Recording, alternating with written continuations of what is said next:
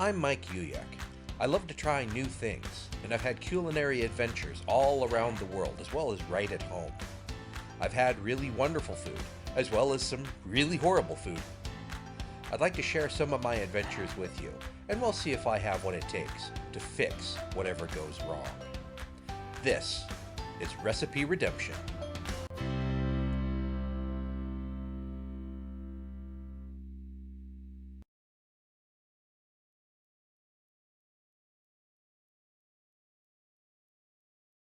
Hello and welcome to another episode of Recipe Redemption. Today we're going to examine the Shirataki Noodle.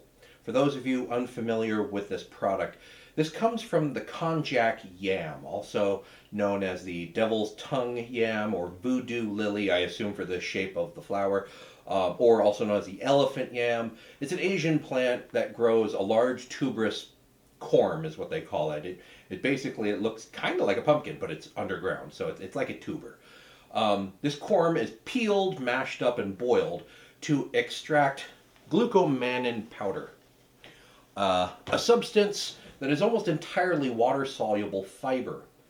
So in the presence of an alkaline solution, the hydrated glucomannan, you add water to it, it forms a gel that once it's fully set is heat resistant. It doesn't readily melt back into a liquid like gelatin does. But that makes it useful as a starch substitute. When it's set into a loose jelly, it can be extruded as a thin noodle into boiling water where it firms up and assumes the texture of like a chewy rice noodle. Because it's almost entirely water and water-soluble fiber, plain Shirataki noodles are very low in calories and are essentially carb and gluten-free, which makes them popular for folks who require that kind of diet.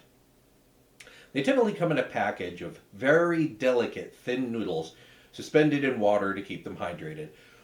One of the possible downsides is that they have a distinctly fishy odor to them, but this can be rinsed away, and most of the rest of the smell goes away with cooking. Some people actually use konjac as a vegan substitute for fish products, precisely because of the odor, and partly for the texture.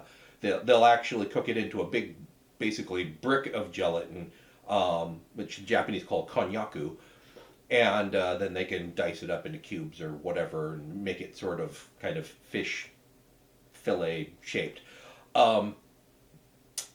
It's a fine product.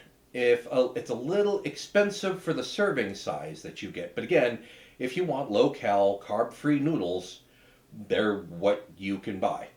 I like them fine. Though, since I don't necessarily need to eat that kind of diet, all evidence to the contrary aside, my main problem with them is the lack of variety that you get. You get either really thin, squiggly, sort of vermicelli ramen type noodles, or if you do some shopping around, you can find a slightly thicker linguine, which isn't really as wide a noodle as regular linguine, but again, it's what they make. I think part of the problem is with how delicate they are before they're cooked. I'm sure that mass producing larger styles of pasta might result in lots of torn noodles ending up on the shelf, so they just don't bother. But my question today is this. What if you want shirataki pasta in larger shapes and forms anyway? If you absolutely have to have shirataki pasta sheets for making something like lasagna, how do you go about getting it? Maybe the answer is that you make your own. I'm going in blind and trying it today. Okay, experiment number 1 just begins with 2 cups of warm water to an 1/8 of a teaspoon of baking soda stirred together. This is just a recipe I got off the internet. Followed with 2 tablespoons of the glucomannan powder. That's it. Stir to combine. And supposedly this creates the gel that makes this all possible. It turns out it's a gel, but it's still really, really runny. And this just didn't really quite meet my needs. So try again, experiment number 2. This time I'm going to heat my 2 cups of water to boiling. adding the glucomannan powder, and hopefully the heat will activate the gelling properties a little better, and it did. This is really goopy stuff, so it does take a good bit of effort to actually spread this out into something approximating a thin sheet. And I took the extra step of actually popping this into a 300-degree oven for about 10 minutes, and it seemed to set up a little bit better. It's still pretty jiggly, but it seems like it's set up, and I can cut it with a knife and sort of scrape it off. It's half of the effort is getting it loose from the sheet, and half of it's getting it loose from its neighbors, but it eventually does. But it's still kind of floppy, and as it turns out, if you throw it into boiling water, it kind of dissolves again, so it was a little disappointing. It's heat stable, but not water stable. So I sort of whacked it all up, all the rest of them up, and added a couple of eggs, a couple tablespoons of coconut flour here. Actually, it turned out to be about 6 tablespoons of coconut flour. And just sort of beat that together. And because it is kind of a gloopy mess, it takes a little bit to get it together. Then I turn that back out onto a sheet pan, and I bake that again.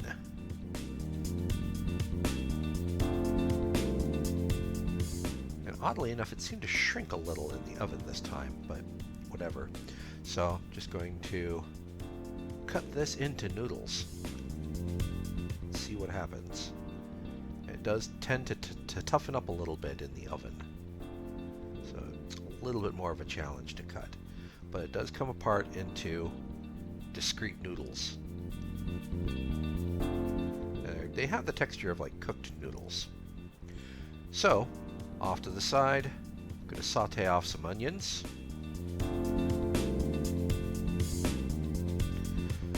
Once those are translucent, I'm going to add my floppy mess of noodles.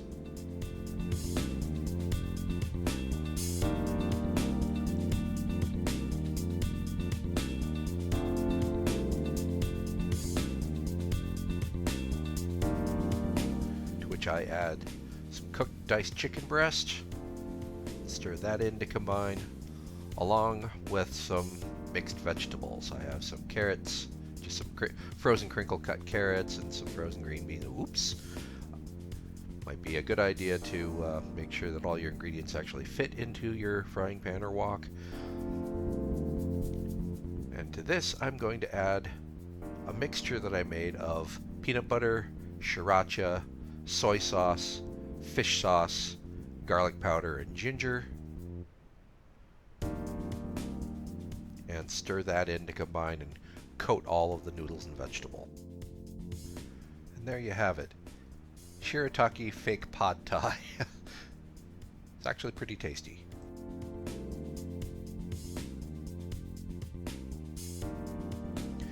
Experiment number 4 starts off with sauteing some eggplant in my wok. And once that's kind of translucent, I add some tofu. And stir to combine and heat through. Off to the side, combining some red Thai chili paste with some fish sauce and some soy sauce.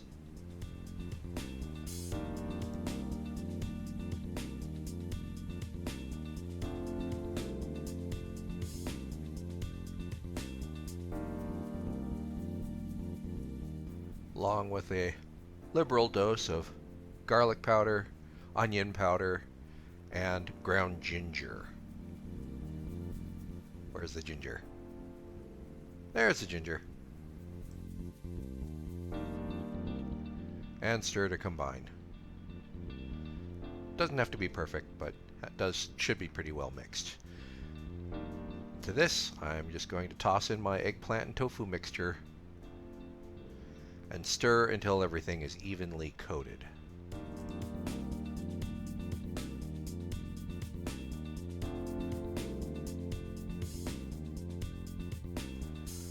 Now time for assembly. First a little scoop of my filling, tofu and eggplant, and then some of those Shirataki noodles. Now this time I cut it wide into about 2.5-inch strips. And if you hadn't already guessed, yes, I'm making a lasagna. Now the reason why I'm doing it with eggplant and tofu is because of the coconut flour. It had a fairly distinct coconutty flavor, which I thought for a regular lasagna would be a little weird. So I'm just alternating layers of noodles, sauce, and as sort of a concession to the fact that the cheese actually does act as a binder, I'm adding cheese, just a little bit of mozzarella. And continue layering until you run out of something. Either run out of filling, run out of noodles, run out of cheese, or run out of space in the pan.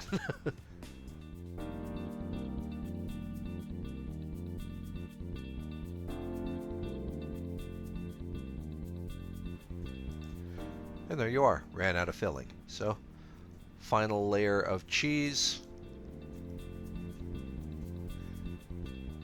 And since this is the top layer, you don't have to be too stingy with the cheese this time. Go ahead and, just use the whole thing. I said use the whole thing. There you go.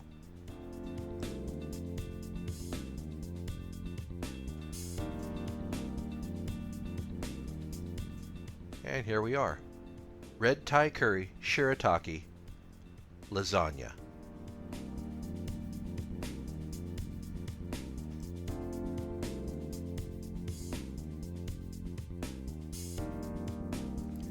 So starting this whole process over, I happen to have some turkey-based bolognese sauce in the freezer. And I redid it, and I actually managed to make these a little thinner, but I made the Shirataki noodles with almond flour this time to give it a little bit more neutral flavor that I thought would work a little bit better with actual lasagna. Instead of ricotta, I'm also using cottage cheese. I'm kind of going with the low-fat theme. And just like before, it's like any other lasagna, just alternate layers of sauce/filling, noodles, in this case the cottage cheese and the mozzarella cheese. And these noodles came out just a little bit softer than before. And this time the top layer I'm also going to give it a liberal coating of Parmesan cheese. I think this gives it that certain flavor, texture, and color that is missing if it's just mozzarella. Gives it kind of a nice crust. And this time I am also tinting it with a little bit of aluminum foil just to keep the top from burning.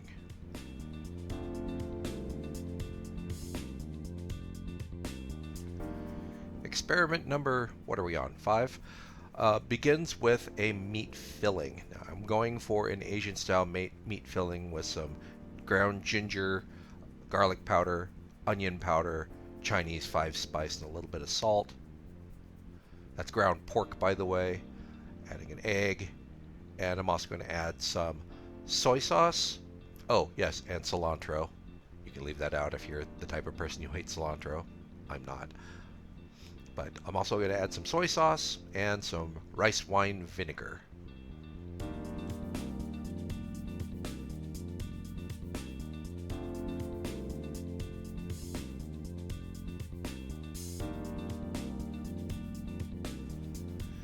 And mix that all up. You don't have to make a completely, sort of homogeneous mixture. Just make sure that everything's sort of incorporated.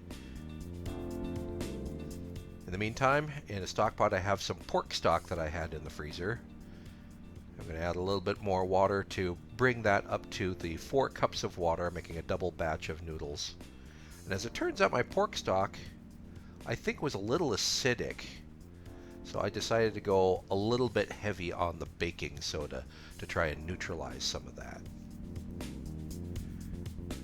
And unfortunately what that means is I have a very, very foamy mixture. So I ended up having to add the glucomannan powder a little bit slower, which should be fine. And then once that's all in there, I'm going to add a little bit of soy. Actually, that was Worcestershire.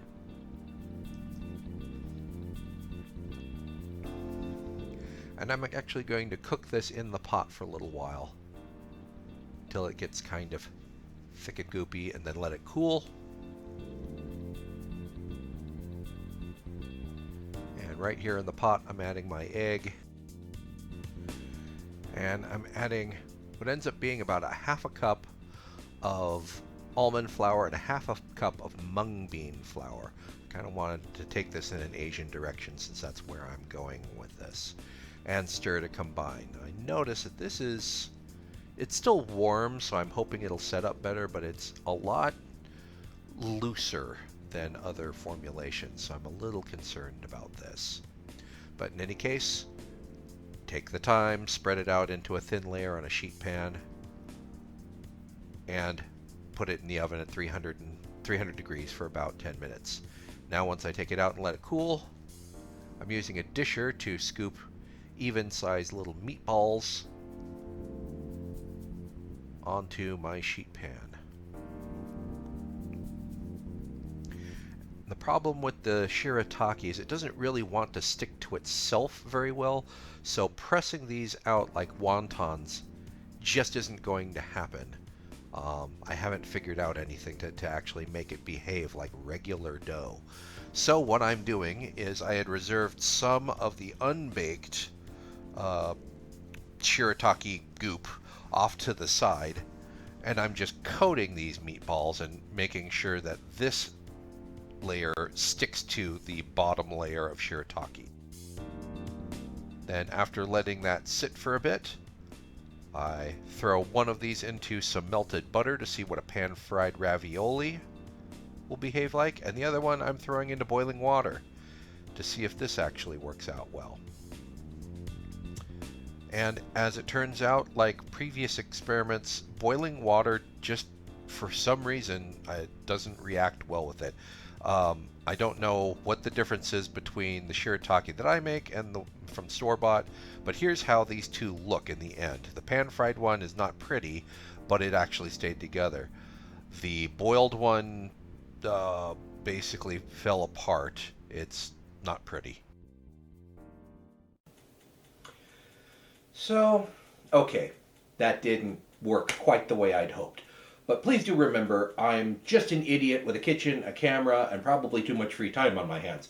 I'm no food scientist, and while I'd like to think a barest minimum of scientific rigor went into my experiments today, that doesn't substitute well for really well-designed testing or more thorough understanding of the chemistry involved. So, this stands as a call to arms, food nerds. I think there's a market for shirataki lasagna noodles and wonton wrappers, maybe even spring roll wrappers. If you come up with something, I'd love to be your first test subject. In the meantime, based on Chris's reaction, I think my experiments with this are done for the moment. But I would love to try other people's attempts at making shirataki at home, particularly any alternative styles to what's already available on the market. So, until next time, I'd like to thank you for watching. I'm Mike Uyak. And again, if you have any sort of suggestions or recommendations for things that I should try on this channel, please leave a comment down below. Don't forget to like and subscribe. And I'll see you next time. Thanks for watching.